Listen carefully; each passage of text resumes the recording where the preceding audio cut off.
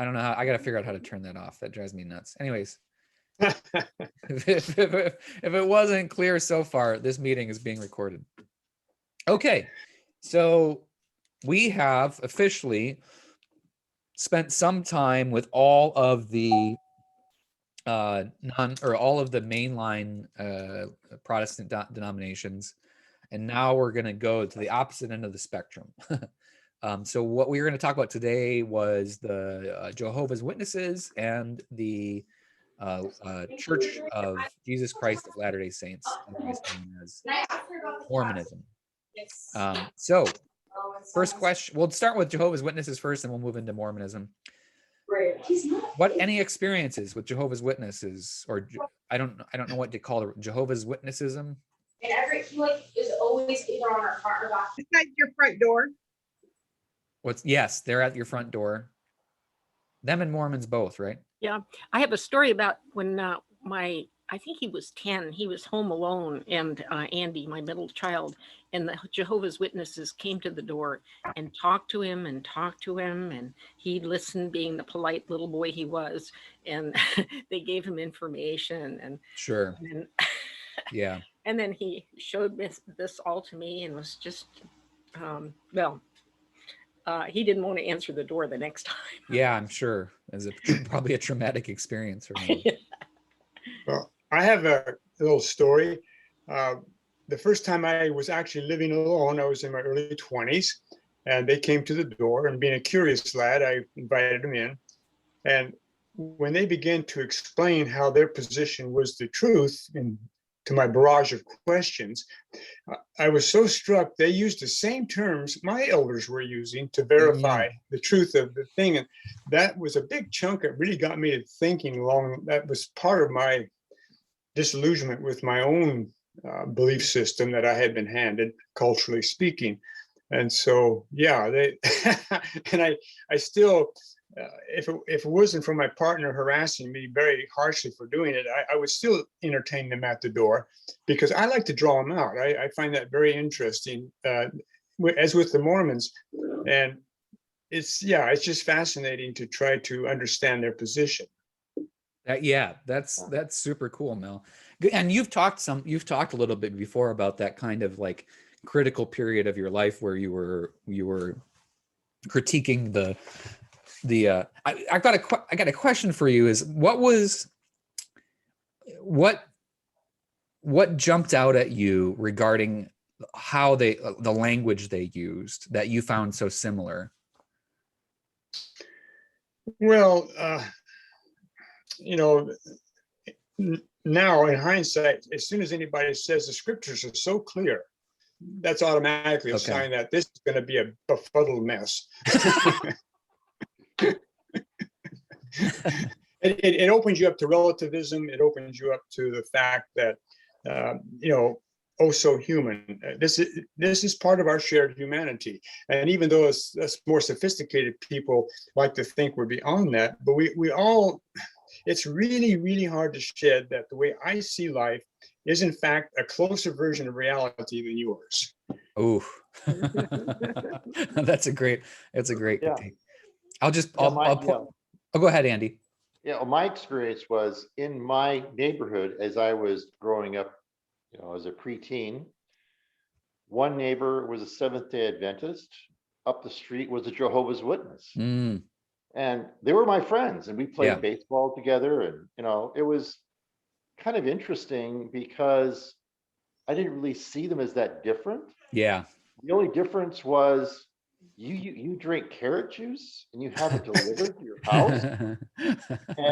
And the other guy was like, I don't quite get why you go to this place up on Woodstock. It's like, okay, what's all that about? But That's fascinating.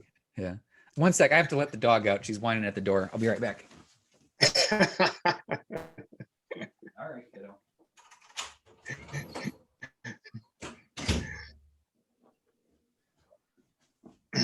Also, I'll point out that my parole officer has joined the session, by which I mean my dad.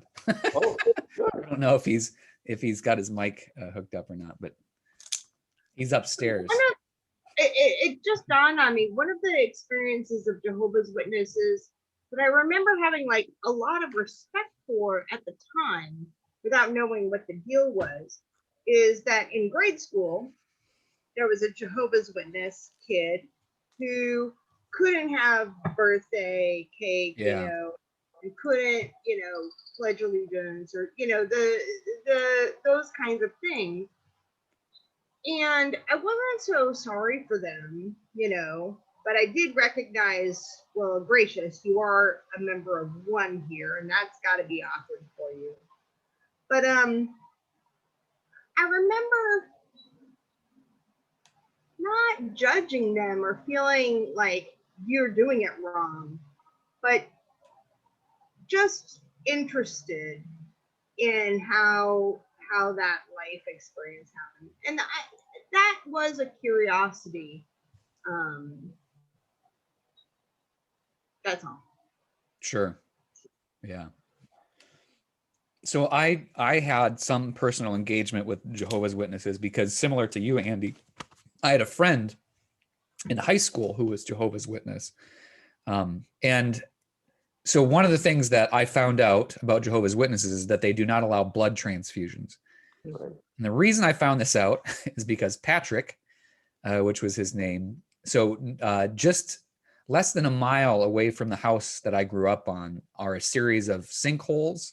So the geology of northern Michigan is almost entirely limestone, and so there are many permeable areas where underground streams flow underneath, causes the ground above to erode, which results in this gigantic hole in the ground.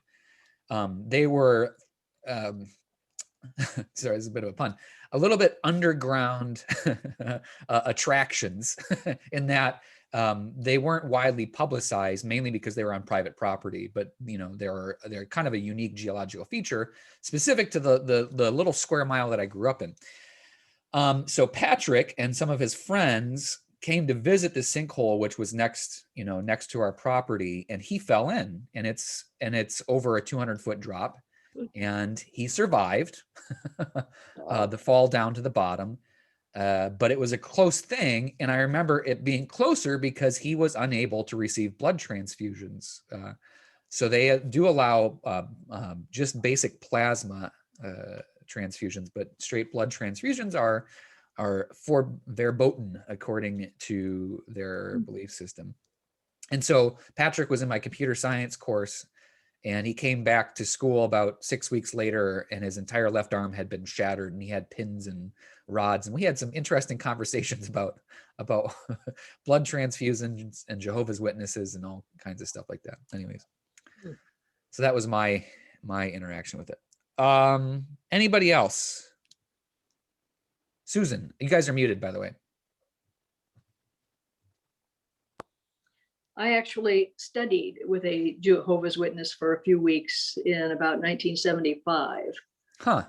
I had visited my sister in England and had read while I was there that the judicial system in England would automatically transfer custody of children in a divorce to a parent who was not Jehovah's Witness. And I thought, wow, what's with this? And so then a few weeks later, after I'd gotten back from England, one knocked at my door, and I thought, well, okay. I mean, at that point, I was a stay-at-home mom. I had time. So I let her come in, or I made an appointment. And so I listened to what they had to say. And after a week or two, she said, so if you need me to pick anything up at the store on my way here, I'd be glad to do that, extending some sort of friendship or bribery or something. And at a certain point, I thought, okay, I can't take this anymore. The very hyper literalist interpretation of the Bible, and the phrase "keep free from blood" is where they get the no transfusions, and that was drinking your vanquished's blood or something like that. In war in that time, in the biblical time. and something like only 94,000 people, even out of the chosen Jehovah's Witnesses. 144,000. 144. Oh, that's a nice Yeah. round Yeah. square number. Exactly. Yeah. Anyway, so when she got really hostile when I said, well, I'm finished. I don't want to do this anymore. She brought somebody else with her then. Oh, You know, they tag teamed you. yeah, tag team. And I said, and she said, but you know, you're giving up your chance at heaven. I said, I don't care. And I just had to keep saying, I don't care. I don't care. I'm not going to do this anymore. She was tenacious. Wow. Because she thought she had one, you know. Yeah, and it was yeah. always just an intellectual interest on my part. Parent. Oh, and there was a book. Oh dear. It was a kind of a scientific book. And I remember it was the first time I'd seen a physical representation of the Pythagorean theorem, where you have a 3, 4, 5 triangle, Sure, and on sure. the 4 side you have 16, on the 3 you have 9, and on the 5 side you have 25, and you can really see that 16 plus 9 is 25. Wow. So I said something very favorable about the book, and I think that was also a point in my disfavor with her, because oh no, you know, I've drunk too much of the Kool-Aid of the non Jehovah's Witnesses. So anyway, that was my experience. Cool. Yeah. Apparently they don't do catch and release. Great. Thank you for that. Anybody else that had an experience? I think we've pretty much gone through everybody, but so I'm gonna give my usual disclaimer with regards to this, but this topic is a little tough for me. So as usual, this is not meant to be Lutheran apologetics or Jehovah's Witness apologetics. In other words, you know, this isn't, you know, putting Lutheranism and Jehovah's Witness in a ring and seeing who comes out. So take that as it be. However, specifically with regards to Jehovah's Witness and LDS, it's going to be really hard for me to maintain a non-bias, specifically with regards to all things scripture. And so that will come out inevitably. So if there's anybody that happens to be Jehovah's Witness that is offended by these things, that is watching this, I apologize. I think the chances are very low, and to be fair, you all think I'm going to hell anyways. So, so voila. Okay, so let's talk. I'm gonna try to do a really quick history. I say that every week, but I think I can achieve it. So, surprise, no surprise, the history of Jehovah's Witnesses dates back to a person. So way back in 1870, a guy named Charles Taze Russell in Pittsburgh, Pennsylvania, started a Bible study group. Here's the curious thing. I was unable to find proof of any form of higher education or biblical training that Charles Taze Russell had. And I'm not saying it doesn't exist. I'm just saying I wasn't able to find it. And if he didn't have any, that would about line up with my expectations regarding his biblical scholarship. So he started a Bible study in Pittsburgh, Pennsylvania. And kind of the thing that originally attracted a lot of followers to him was that he disputed almost every mainstream belief of Christianity, from immortality of the soul all the way up through the return of Jesus. He had different ideas for all of them. And because of that, and this is a little bit of an interpretation on my part, I think that is what drew people to him, is because he was outside the norm. One of the things that really marked his theology, if you will, was a huge emphasis on end time prophecy. So that was a big piece of what he talked about, was dispensationalism, millenarianism. You know, these were part and parcel of his preaching, teaching, which, to be fair, was, experienced a boost in popularity during the latter half of the 19th century. That's where you get a lot of millennialism and millenarianism from, which, by the way, the distinction between those two terms is a millennial movement has strict adherence to the number 1,000. So, 1,000 years. Millenarianism is of thousands. So the timetable isn't necessarily exactly 1,000 years, but it's several thousand years, which we'll come to in a second when talking about this. So starts out as a Bible study, and over the next 40-ish years grows beyond that to the point where they have several of these different groups that start up. And they literally called themselves the Bible Students Association, which I argue is some falsity in advertising, but that's again my bias poking through here. Again, so they had several of these groups that spun off to the point where they were sending missionaries abroad.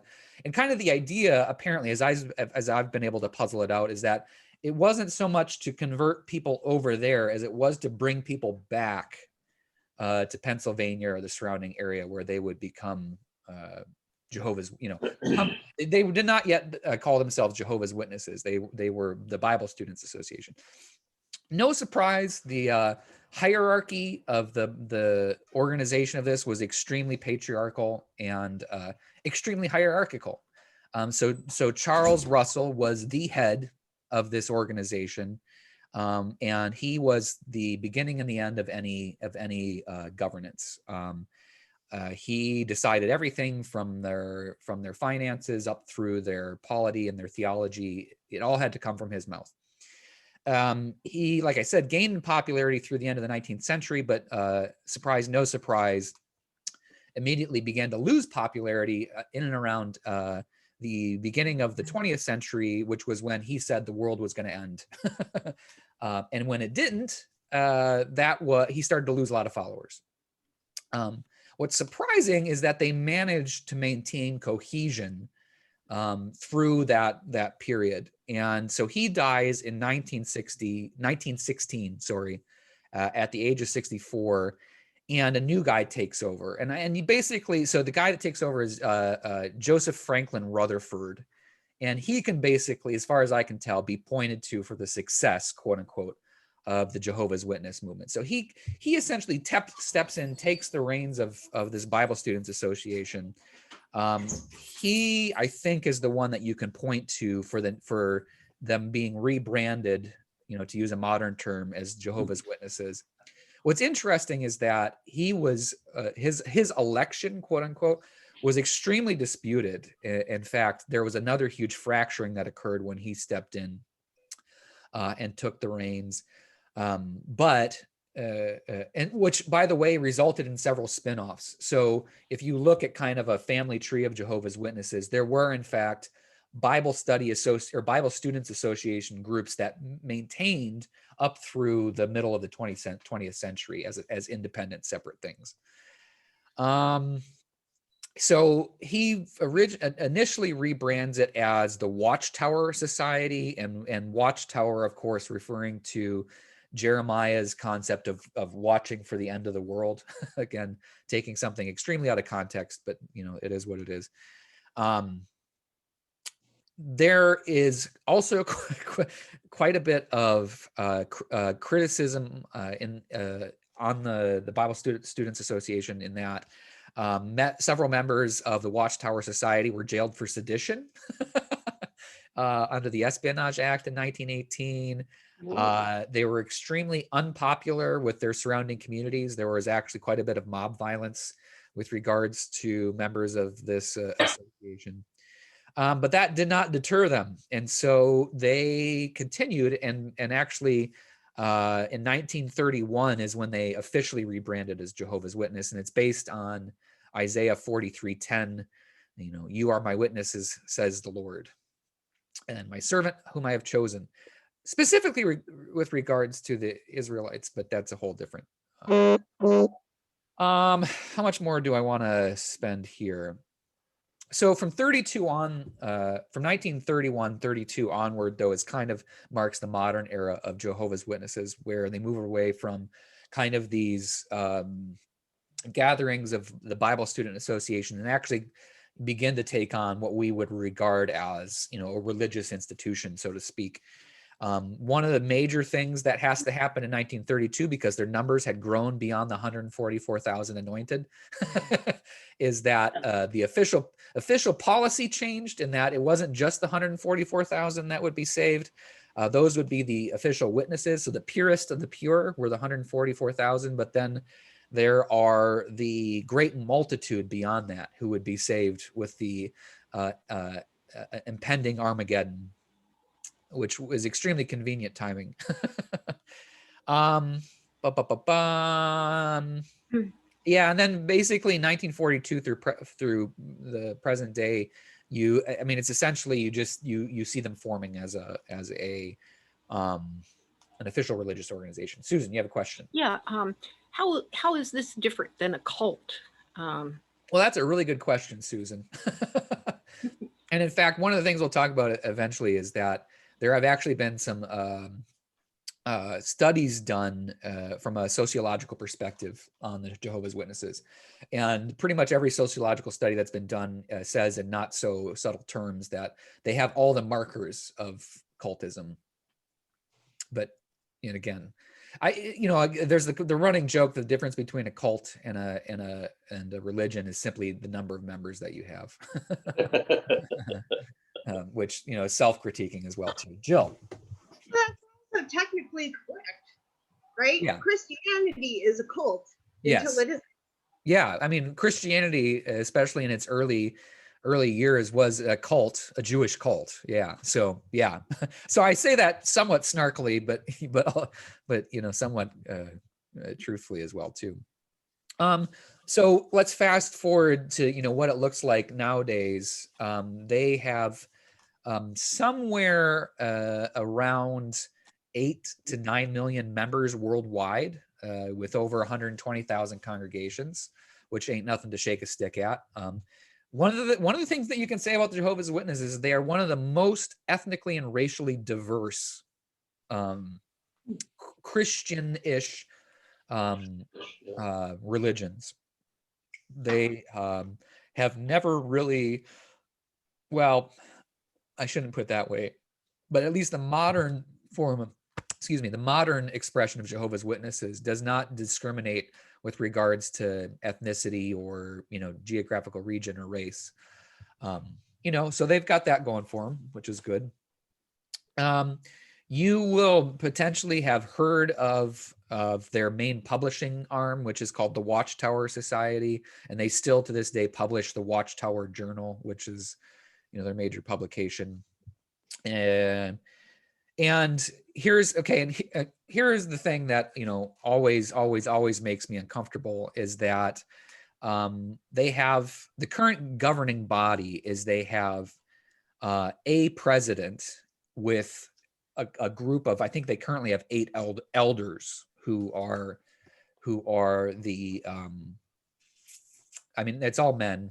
I think it's all white men too, who are the advisors to the president. And it's, the president is also referred to as the prophet, I think. I might be confusing LDS terminology here, but the president is essentially the mouth of God in the world. And, you know, again, this is, you know, something that can be considered very cultish, is that members of the Jehovah's Witnesses faith are heavily discouraged from personal interpretation of scripture. This is one of the confusing things for me, is they're heavily encouraged to read scripture, but they're heavily discouraged from forming their own opinions about it. The president is the only person who can change doctrine and or dogma and or theology. And you simply are, I guess, meant to read scripture to reinforce the president's theology. I don't know. This is, you know, again, this may be just a lack of information on my part. It's hard to get a good picture just from internet research, but that's it. It is what it was. There, you know, is what makes Jehovah's Witnesses distinct from something like LDS is that they are biblically, their sources of doctrine are just the Bible and the president. Okay, so they do not practice open canon; they have closed canon. But again, that interpretation is self-described as being, biblical inerrancy and/or literalism, which we'll talk about in a little bit. Just a couple of so worship is held in kingdom halls, so they don't have they don't call them churches per se; they're kingdom halls. Worship generally consists of an opening hymn and a closing hymn, and they don't have pastors per se. They'll have rotating, so basically each kingdom hall has a group of elders, which is comprised of men who are responsible for organizing worship, managing the finances and the governance of the kingdom hall, and then selecting speakers for their different gatherings. And I'm assuming that the speakers just rotate between internal members. It doesn't seem like they're pulling in a lot of external, but again, it's really hard to kind of piece together because they gather at least twice a week. So one of the requirements for being a Jehovah's Witness, as far as I can tell, is that you're supposed to come to church twice during the week and then once on the weekend. And those can be an hour to 3.5 hour gatherings that you are encouraged to participate in. So it's a lot of talking, apparently. It was hard for me to kind of piece together whether they have anything resembling a liturgy. There is prayer, obviously, but I don't know what that looks like. Regarding their kind of ethics and morality, we already talked about the no blood transfusions, which actually comes from Acts. It's Acts 15, and it's Paul's prohibition on the eating of meat sacrificed to idols. And blood is just one word listed in this long string of things that Paul forbids, which, actually that's Acts 15 is actually a really interesting contextual study that is very rich, but, in this case is very misapplied in my opinion. It's extremely patriarchal. I mean, it's even more so than, for example, the LDS church. The man is the head of the household. He may consult his wife or his children with regards to management of the household, but he is everything ends with him. Gambling, drunkenness, illegal drugs, tobacco are forbidden. But they do drink supposedly in moderation, alcohol. Although, and this is just my personal experience, was that Patrick, my friend from high school, his father was an alcoholic, an abusive alcoholic. So, not that different from the broader world. Their inclusion exclusion stuff is really rigid in that if you do anything that is perceived to be outside the bounds of ethics and morality by the board of elders of your kingdom hall, you can and will be expelled from membership, which carries a double weight because it also means you are expelled from inheriting eternal life. Because the Jehovah's Witnesses believe very firmly that if you are not a Jehovah's Witness, they don't believe in hell per se. It's just eternal nothingness. You go into the great void. And we could spend a lot of time talking about their eschatology. That's a much longer conversation. In other words, what exactly they think is going to happen. But essentially the idea is that after supposedly starting in the apocalypse started in 1914 and has been continuing ever since then. And so at some point, Armageddon's going to occur, and the 144,000, the witnesses are going to be saved, plus the great multitude, which is not yet numbered. And they will reside on earth, which after it has been cleansed by the various plagues and fires and wars on earth. Anything else? Well, I already talked about we talked about their focus on separateness. So they don't do birthdays. They don't do any other holidays that are considered to be quote unquote secular. Part of where that comes from at its basic form is this idea that the earth and everything is currently ruled by Satan. And so anything that is of the world is satanic, apparently including birthdays. So No national holidays, nothing otherwise. They don't sing national anthems. They don't do patriotic songs. They don't say the Pledge of Allegiance. Yeah, Susan. My recollection is that she said that the only birthday that was mentioned in the Bible was Herod's. And so there was no, and also I had a classmate who couldn't be in the honor society for academic excellence. I always wonder how they rule on these things. Mhm. I imagine it goes before the board of elders and Mhm. then the president. So one of the things I wanted to figure out was how did they pick a new president, which they don't actually. So what happens is when the current president dies, the most senior member of the board of elders automatically becomes president. And then I looked up how do you get on the board of elders, and it's not elected. And it was very vague as to how you become one of the member of the board of the governing body of over 6 million, membership. There is very little transparency with regard to how the governance is. Also very little transparency with regard to their finances or anything else therein, which again, so like, for example, the sociological analysis that was done by a guy named James Beckford, he pointed out 4 things which are troubling. 1, it exists in a state of tension with the wider society. Check.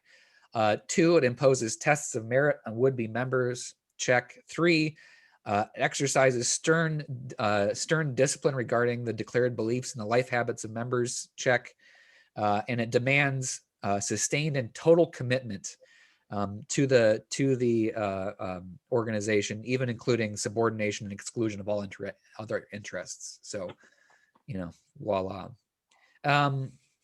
Real quick. Well, no. Okay, let's move beyond this. So here's this is maybe a really open-ended conversation, but here ultimately is what rubs me the wrong way, aside from all the other stuff, the exclusion, etc., is how they treat the Bible. And it's not, and to be fair, it's not unique, as Mel, you pointed out, it's not unique to Jehovah's Witnesses. But as far as I can tell, and I spent far longer on the Jehovah's Witness website than was probably healthy for me. And I'm sorry, this is not biased. This is not unbiased anyway. As far as I can tell, they treat the Bible like a giant word search. Wherein you, like, for example, if you go on the Jehovah's Witness website, right on the front page, the featured articles are, is anything right or wrong anymore? Where can I find hope? And what is the battle of Armageddon? Those are the featured three topics. And if you click on, is anything right or wrong anymore? Again, there are numerous biblical citations in every passage, but they are never more than 1, maybe 2 verses. And again, it's almost like, is there any hope? Here's a verse that mentions the word hope. And this is consistent, consistently applied across everything. For example, one of the questions is asked, what's the benefit of living by the Bible's moral values? Increased joy, quoting Proverbs 29:6, and it's literally, in the Proverbs 29:6 is literally of course, by the righteous one cries out joyfully and rejoices. So, anyways, Susan. I'm also remembering now that at one point I said, I could come up with an alternative Bible verse for almost anything she said. And I said that I was finding this unappealing. I mean, this even negative to be going, well, this, Yeah. well, there's this. And she seemed surprised by that. But yeah, I mean, in terms of solidifying my own beliefs, it was a good exercise. Well, and as far as, I mean, I am just, like, I think genetically predisposed to having a hard time with this. And then, sorry, this isn't me saying that I'm any more naturally intelligent or anything like this. It's just because the way my brain works. I mean, it's partly why I went into engineering. I want to find I want to find what's behind everything, right? So I'm going to dig as far back into it as I possibly can, So when you say to me something like, well, God wants this, here's a verse that says it, what I'm going to do is I'm going to look up that verse, and then I'm going to look up the entire chapter that that verse is in. Then I'm going to read Yes, the the entire book that it's in. And then I'm Yeah. going to, you know, and it seems to me like the entirety of the way that the Jehovah's Witness organization encourages you to read the Bible is to cut off any inquisitiveness at the point of Bible quoting. And to reinforce that if you have any questions or concerns, ask the president and he'll help you. And I mean, you can't talk to him directly. He's got 6 million folks to talk to, but read his book, you know. Andy. So one question and one snarkism. What the question is, what is there an official interpretation? Meaning, yes, you they know, have. where do they, you know, we have so many different potential, Yeah. you know, Bibles, quote unquote, to choose from, and This is different true. Yeah. interpretations. How are they selecting the one they're They are going only by? allowed to read the New World Translation, which is the Jehovah's Witness approved translation of the Bible. And if you go on the Wikipedia page, there's actually an entire section describing scholarly criticism of the New World Translation, where basically they shoehorn in things that support their theology into the biblical translation. And there So it's are, not a scholarly work, basically. yeah, exactly. Yeah, you only read that one approved one. Right. And the snarkism is, so is this 144 a rolling number because of they have to be alive or dead, or, you know, it's Yeah. like, I mean, Well, I mean, to be fair, and then the other question is, did they add to the 144 when they realized, oh, we have more than 144,000 members? but that was the Great Multitude, right? That was Right. 1931, where they expanded it beyond the 144 to the Right. Great. When they realized, oh, our total membership is over 144,000. So, oh my goodness, we can't exclude our own people like that. And to be fair to the organization, they thought the world was going to end in 1914, and so it's been really inconvenient having to adapt all of the stuff to a post Armageddon. Is it fair or just reality that it didn't end? I'm being snarky. Right. So did they roll the Armageddon to then the year 2000? So okay. I tried to find this out. So again, if you go on the Jehovah's Witness webpage and you look up what is the Battle of Armageddon, and you go scroll all the way to the bottom, and you look at the paragraph, when will Armageddon take place? It does not answer that question. It says, nevertheless, the Bible does show that Armageddon takes place during Jesus' invisible presence, which began in 1914, and that is the end of it.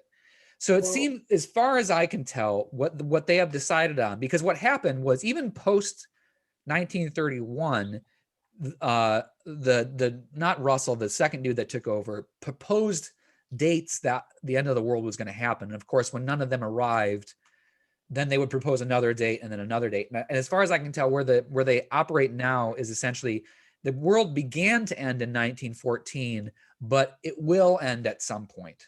Mm-hmm. But is not established. She also said that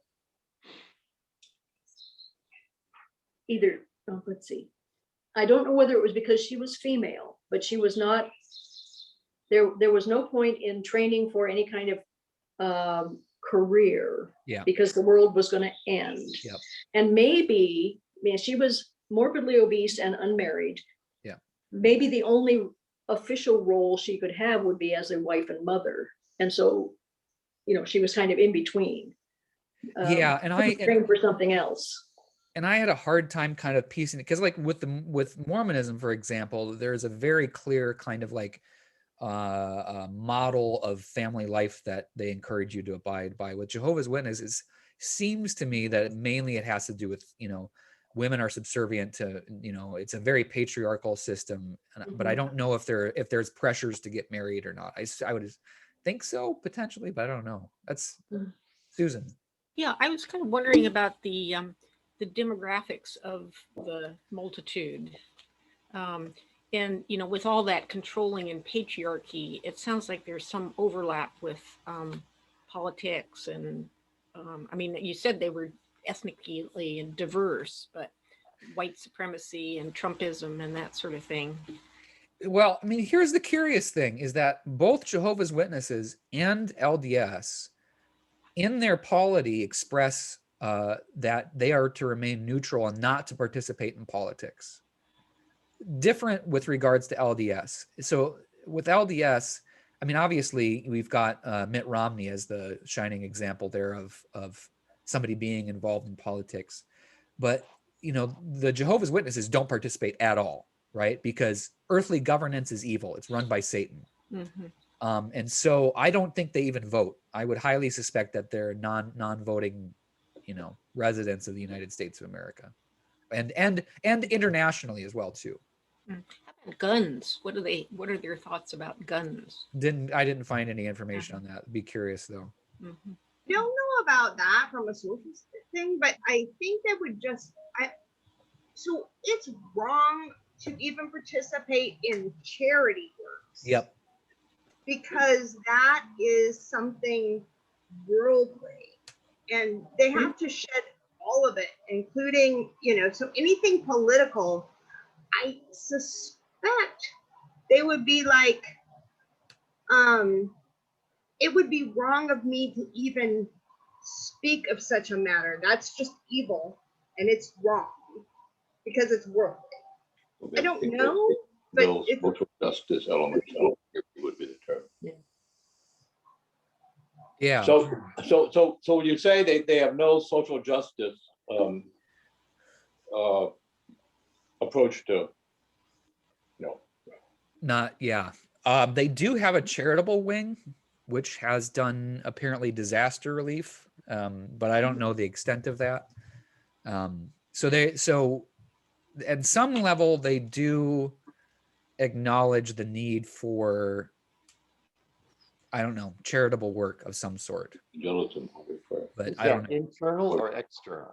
Internal, That's primarily. like, Yeah, internal primarily.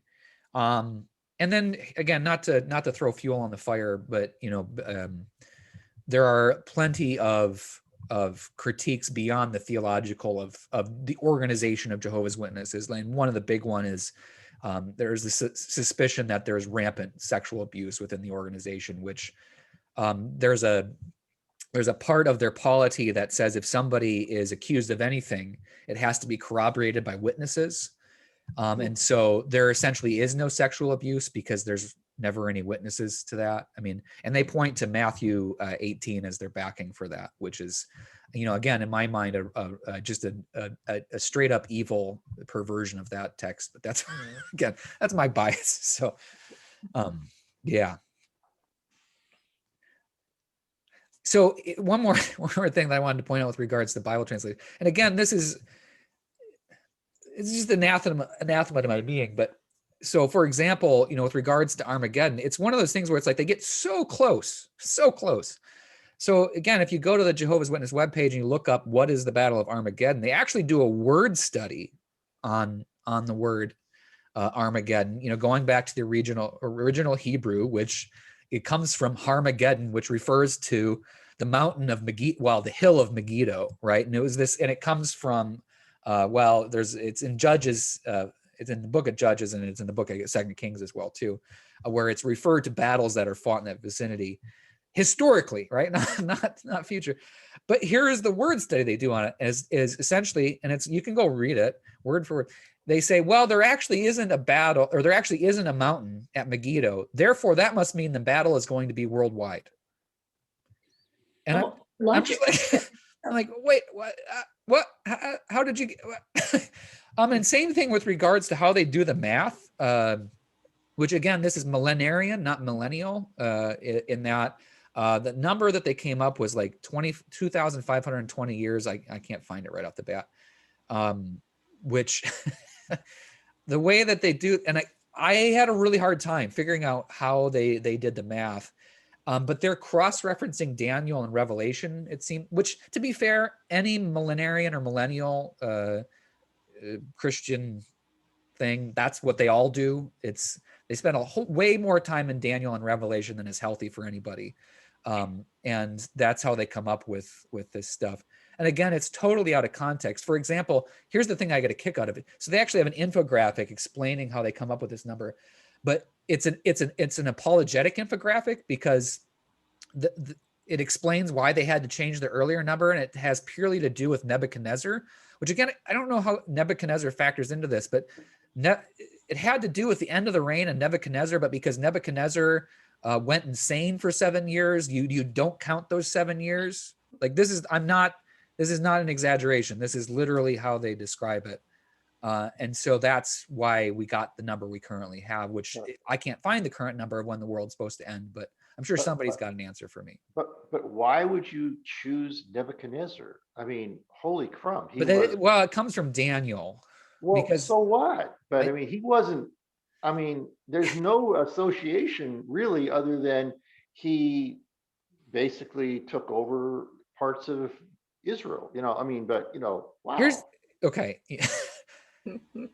We could solve a lot of problems if I'm not advocating this, but if we just got rid of the book of Daniel, we'd solve a lot of problems. And my Hebrew scholar friends are probably, they're probably clawing at the TV screen right now. But mainly because Daniel is extremely, it's unique even amongst the minor prophetic works in that it is blatantly kind of like future casting as opposed to the other 11 minor prophets, which you can really easily kind of pick out the contextual critique. Like take for example the book of Amos, right, which is this blatant critique of Israel post fall of Judah. I mean, it's easy. Daniel has this really weird mixture of narrative and like blatant prophetic, like this is what's going to happen. But again, and what causes all this ambiguity, but doesn't really give a timeline for it. If you talk to a Hebrew Bible scholar, what they will point out is that Daniel is writing in a post-exilic world, and it's really kind of like a redactionist, like trying to make sense of where the kingdom of Israel finds itself at that point. And at some point we should probably look at Daniel as a book. But then what you have to do in order to make the numbers that are proposed in the book of Daniel work is you have to cross-reference it with the book of Revelation. And so there's something with like 1,250 days, which you multiply times the 7 periods of time referenced in Daniel in order to arrive at 2,520 years. Again, it doesn't make any sense to me. Here's the thing. It's 10:53, and I can't go too much past 11 today, and we haven't gotten to LDS yet. How would you guys feel about doing LDS next week? Because I think that bears having its own conversation, especially since Jehovah's Witnesses, with regards to our current context. I mean, again, it's an easy kind of cherry picking, especially with our relative theology, right? That's like such a, I mean, even, how do I put this? I would imagine that even LDS folks consider Jehovah's Witnesses to be off the reservation to a certain extent. Despite the fact, I mean, here's what's fascinating is that there are really marked similarities in the origins of their movements. They're both restorationist, for example. So let's talk a little bit about this, because I think this is important stuff for us to understand. So both Jehovah's Witnesses and LDS are what are referred to as restorationist movements, which is essentially this idea that Christianity did not end with the death of Jesus in terms of its formation. And so, like, with regards to the LDS church, Joseph Smith picked up where they left off, or where Jesus left off. So he's the new prophet, et cetera, et cetera. So this idea of restoring what was lost at the end of the first, or at the end of Jesus. The Jehovah's Witnesses claim a similar idea, is that everything went awry post early church, and that what they're doing is bringing it back to its origins. Does that make sense? Yeah, Jill. In the listing of how we're trying to sort out the study, do Pentecostals show up in any way from a history's perspective? Here's Because the they're a little bit kind of restoration-y, and then they're a little bit kind of not. I don't know. here's the problem, or sorry, here's the struggle with understanding Pentecostalism.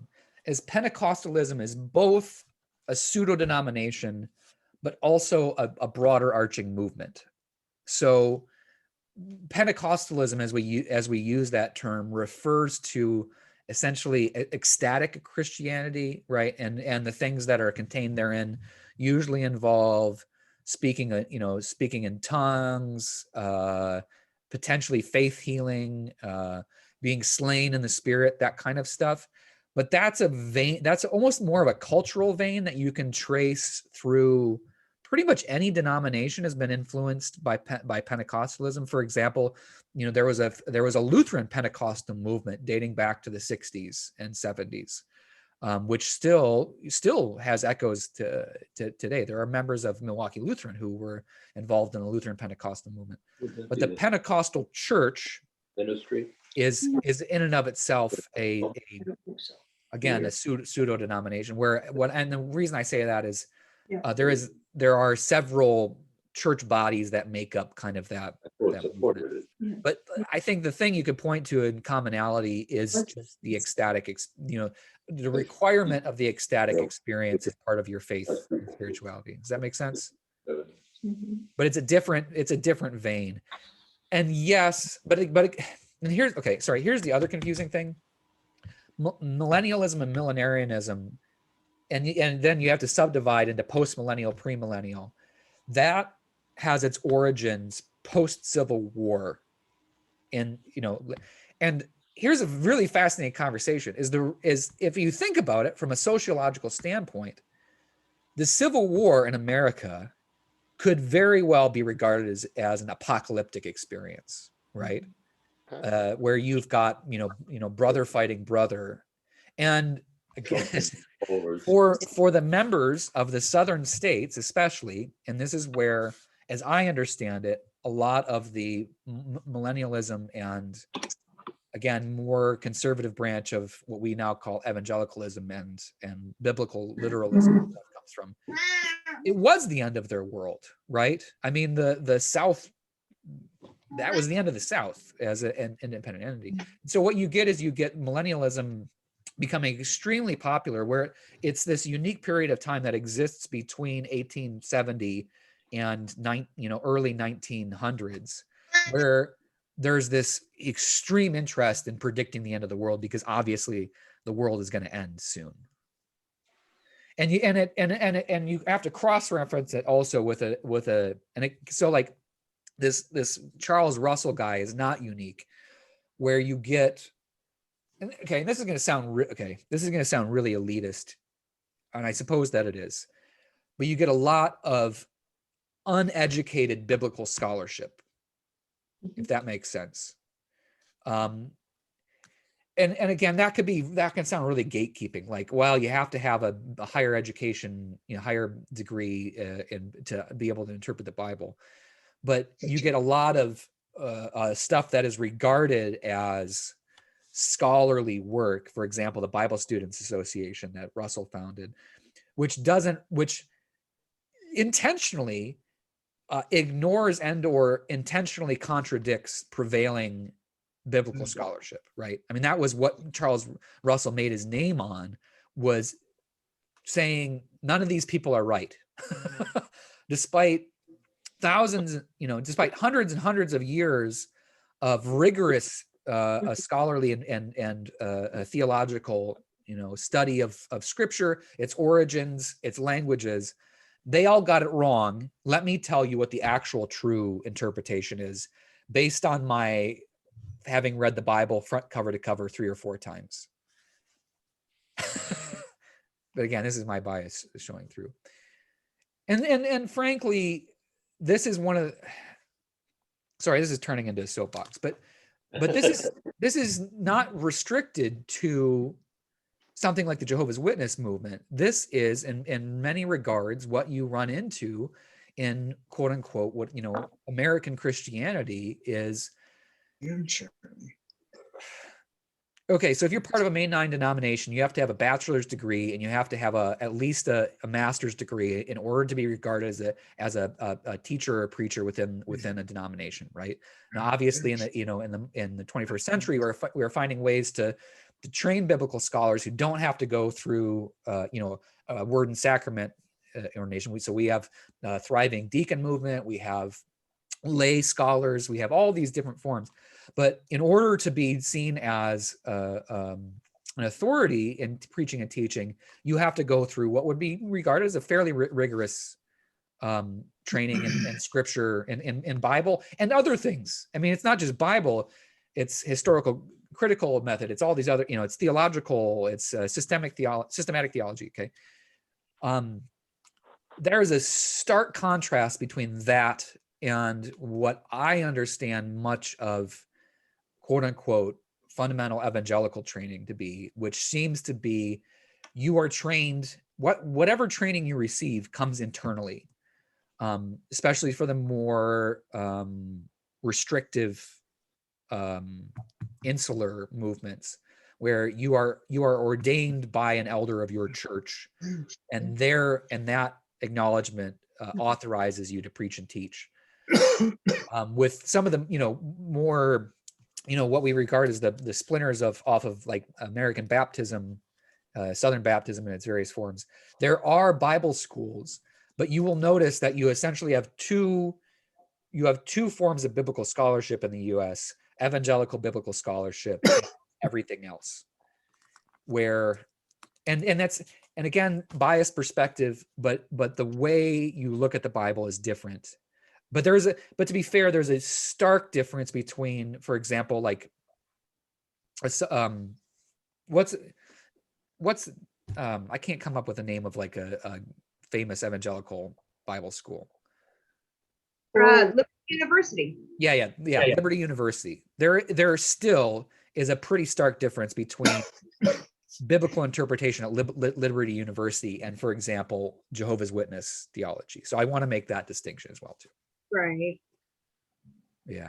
So I'm trying to come back to getting my arms around restoration movements. Yeah. I know someone who's a oneness. That's different. Yeah, but he gets all upset about considering himself anything that is Protestant because he believes he is restoration, and Protestant contains protest, and so it's completely wrong. It's going back to Acts. So I'm trying to tape these things together. Restorationist, as it's used in these contexts, specifically refers to the idea that there was at one point in time an idyllic model of Christianity. It gets lost at some point, and the current movement, whatever it may be, is aimed at restoring the Christian community to that specific model. So the way that it functions in the Jehovah's Witness movement is first century Christianity was the way that it was supposed to be. It gets messed up due to various reasons. And what they're simply doing is trying to return to that model of belief and behavior. With LDS, they are also a restorationist, and that was what Joseph Smith preached, was that there was an original model of Christianity. What throws a wrench into it is then this idea that Jesus showed up in North America, and they're using Book of Mormon, Book of Abraham, all these other pieces as the way of explaining that the true church carried on in America, apparently, in some form, and that that Joseph Smith and later on Brigham Young and their counterparts are returning to that. But the Jesus stuff happened 10,000 years ago. I mean, it's really confusing to me, to be frank. Susan. And the Native Americans were the lost tribe of Israel. But only the white ones. Sorry, that's snarky, but no, it's in the book. Wrong. It's in the book. This is why there was a lot of complications regarding. This is why it wasn't until 1978 that the Church of the Mormon Church it's only at 1978 that they allowed Black people to not only be ordained but to openly participate in the churches, because in the narrative is described the Native Americans who have white skin and the evil ones were the ones who had black skin. Oh my gosh. And they had different time. They were different tribes. They had different names. Yeah. Hmm. Ugly To be stuff. continued next week then. Wow. Yeah. Yeah. I mean, well, I was going to say, if you want to actually fairly accurate accounting of the history of Joseph Smith, I recommend watching the South Park episode on it. Believe it or not. No, I mean, this is the kind of the ongoing. This is kind of the great joke is that the creators of South Park, this entire hour-long episode contains no fabric. I mean, it's obviously some paraphrasing, but it's just it's in their estimation an accurate retelling of the story of Joseph Smith. I mean, you want to do a deep dive on strange things. Look up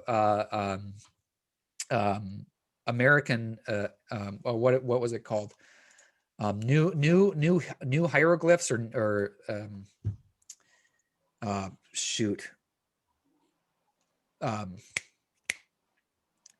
American Egyptian writing. Yeah. Well, because that was what Joseph Smith claimed that the golden plates were written in was American Egyptian hieroglyphs. So in other words, there apparently was Egyptians that moved to the US and that they had their own evolved version of hieroglyphics. But shockingly, any versions of those original plates disappeared. And the Mormon Church produced a copy of it called Characters, spelled Carocteers, that is currently in the Mormon Museum, which supposedly shows an example of this hieroglyphic writing. But if you look at, sorry, bias, I apologize. I don't mean to offend Mormonism, but if you look at it, it's essentially American characters turned different directions with flourishes painted on them. And yeah, sorry, I'm just, it is what it is. But that's very, very common with all, Yeah. quote, I'm going to use the treasure hunters, the 12 plates. Yeah. They never are around. They're always this fable about where they were and how they were found, but then they magically disappeared. And it's repetitive. This is one example, but the Loch Dustman Mine and you name it, it's the same story. The saga has not changed. Yeah, and I guess one lost and found. One thing that I should say is that my personally my critique of these religious movements is specifically with regards to the institution and their theology. In reality, the people that make up these movements are human beings, and many of them good human beings. Like for example, my friend Patrick was a great guy, and you could tell that as a 17-year-old, he was really struggling with the worldview that he had been raised with versus the worldview that he was experiencing as a 17-year-old young man. And I really kind of lost track of him after high school, so I don't know where he ended up. But same thing with regards to Mormonism. I mean, with all regards, one of the things that marks, and they don't like to be called Mormons anymore, the Church of Jesus Christ of Latter-day Saints, in the modern era, is there seems to be at least some attempt to be more open. It falls drastically short of where most of American society is at, especially with regards to LGBTQ issues. But there's an attempt. And for example, the Mormon Church, despite the fact that their finances are really murky and they seem to be extremely wealthy, do have a substantial disaster relief wing and do have an extensive charitable wing. You could have critique, of course, how much of their money is spent on that, but at the end of the day, they do seem to be making an effort in that direction. I have plenty of other critiques to make there, but on the whole, I'm not saying Mormons or Jehovah's Witnesses are evil people. Jehovah's Witnesses are actually coming up on here's a bonus for them, right? So you mentioned how many churches they've got. They're coming up on 144,000. Ah, there you go. this works out for them. Maybe that they math might- works better. Yeah. Yeah, they Yeah. might hit the mark, Yeah. and then they're like, okay, not 145. We got to hang on to it, but they're almost hitting their mark. So Yeah. And to be fair too, Jehovah's Witnesses were a demographic that were rounded up in concentration camps during the Holocaust. Yeah. Mm. They were marked with a purple triangle for their armbands. So again, I don't want to demonize anybody, but that's not where my issue lies. Amen. I think a remarkable observation that comes to me is that what distinguishes these groups today, including the group I came from, is that they're robust, growing entities. Typically, they offer community. They offer a sense of community, and I really think that's the drawing card. People are not necessarily aware that's what's calling them. They're caught by the wonderful plan of salvation, which is so crystal clear. You don't have to be tossed to and fro by every wind of doctrine. There's certainty. There's good community. They've got some things going for them. Well, and I would say too, in both examples, they are a counter voice to what's seen as the prevailing culture. They are very, in that way, not isolationist, but it's in the questions that are on the Jehovah's Witness front page. Is there right or wrong anymore? Good luck. Lucky for you, we're here to tell you what's right and wrong, and no surprise that it really aligns with a, patriarchal anti-LGBTQ. I mean, the way things should have been, quote unquote. So, all right, hey, it's 11:11, and I gotta jet, folks. So next week, LDS. Well, no, not next week. Apologies, because next week is in-person worship. The following week, we will look at the Church of Jesus Christ of Latter-day Saints. And then we'll talk about the schedule through the end of June, because we did want to look at Seventh-day Adventists too. So Yeah. Okay.